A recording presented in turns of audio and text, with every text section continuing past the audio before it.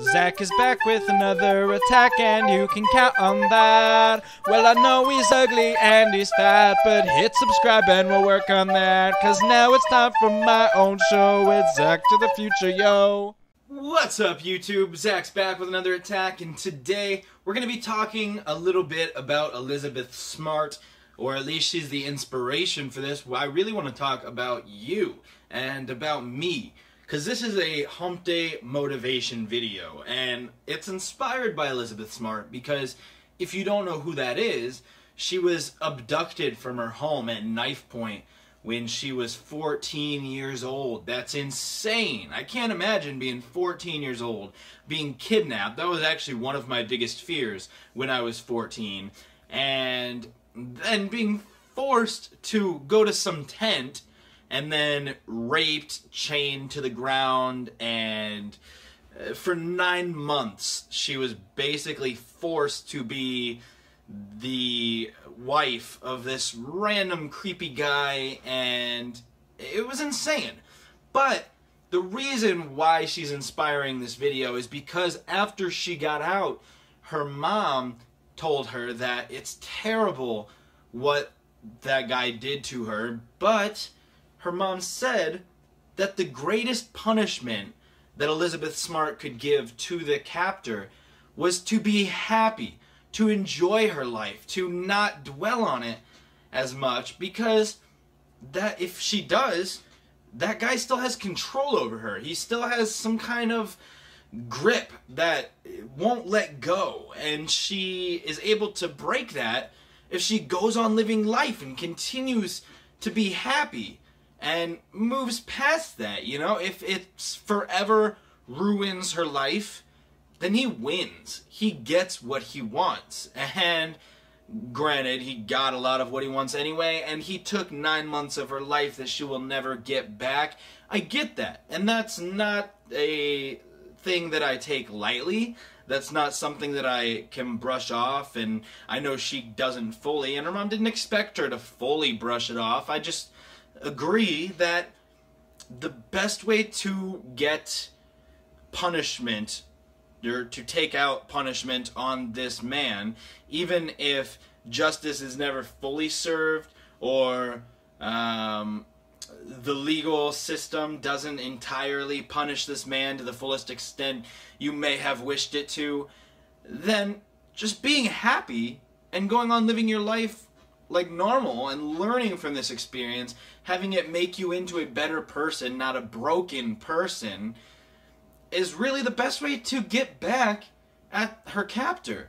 And she's done that. I mean, now she's an activist. She goes around, she's done many TED Talks, and those are really, really inspiring words from her mom, especially because if that was my daughter, I would have lost it. I would have hunted down this man and punched him in court like the one of the parents of the guy who abused the gymnasts. I kind of agreed with that guy a little bit, but I don't think that's the right answer. I think that she's being really responsible about everything and doing the best she can to handle the situation the best she can. Now, obviously, Elizabeth Smart is a special case. This isn't something that happens to everybody. You maybe can't relate to that on such a deep level, but the fact of the matter is, we all have hardships. Me personally, when I was in middle school and high school, people said I had a unibrow and I had hairy legs, and I was constantly made fun of for that.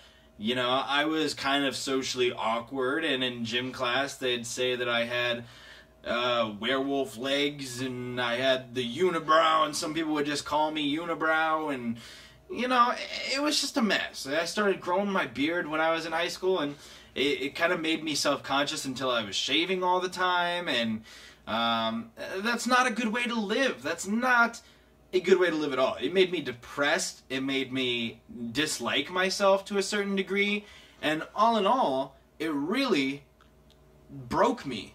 And that's not the way you should live. I wish that I had known about Elizabeth Smart's story back then and the wise words that her mother had told her, because it may have helped me live a little bit more like her mom told Elizabeth to live.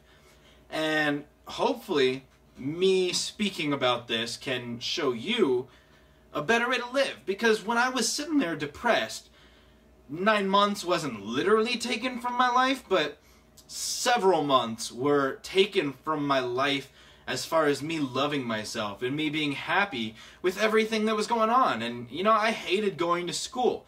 Maybe I would be smarter. Maybe I would have a better education and I would have a better job, not be focusing on Walmart and YouTube if I had loved myself a little bit more at the moment and had known how to deal with that and been able to keep going. But instead, I beat myself up. I listened to what these people said.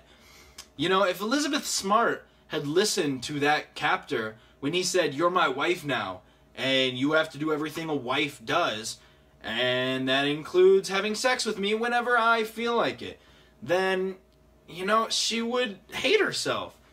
And that's not okay. So, I guess what I'm saying is no matter what you're going through, if anything makes you lose out on even 1 second of your life, if anything even makes you consider the fact that you are not good enough, you're not loved, that you're not worth anything, or anything down that line, if you have missed out on even 1 second of your life because of consequences that are outside of your control, the best way to get revenge is to keep going. The best way to show them that you are loved, you are worth something, you are incredible, is to move on and love yourself.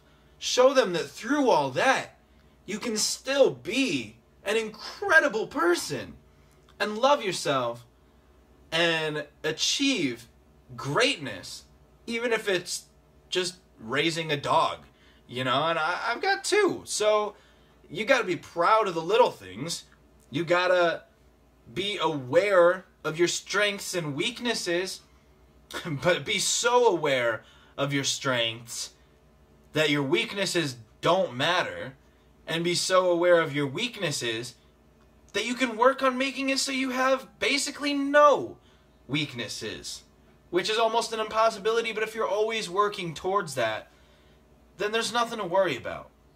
And in my heart, I do feel that the words of Elizabeth Smart's mother are as true as words can come. You don't get revenge by fighting. You don't get revenge by agreeing with them or stooping to their level. You get revenge by being better, by continuing to be good, by allowing yourself to proceed. If you're walking down a path and a bear was chasing you, would you keep walking or would you run? And then, if you were walking down that path or running down that path even from this bear that's chasing you, and you came to a little wooden fence, would you stop and let yourself get eaten alive by this bear? I think not. You would hop that fence as quick as your little legs could jump, man. And I think that's exactly what this all boils down to. You gotta hop that fence. If there's a fence in your way, whether that is getting kidnapped and raped for 9 months, getting bullied throughout middle school and high school, or failing a test, you know, it could be anything. And I'm not saying any of those are less real than any of the others. They're all perfectly acceptable reasons for things to be in your way. They're perfectly acceptable gates that you have to hop over. But you have to have the strength and the courage and the will and the power to jump over it. Because I know you're incredible. And as soon as you accept that, you'll be even more incredible. So thanks for watching, guys. I've been Zach. I hope this episode of Hump Day Motivation has motivated you and helped you to live a happier, better life and enjoy this Wednesday just a little bit more. I hope you have a great rest of your week, and I will see you tomorrow. Thanks. Catch you in the future. Thank you so much for watching, guys. I'm Zach. Don't you do crack. Hit like, subscribe, comment, all that other crap YouTubers say, and I will catch you in the future.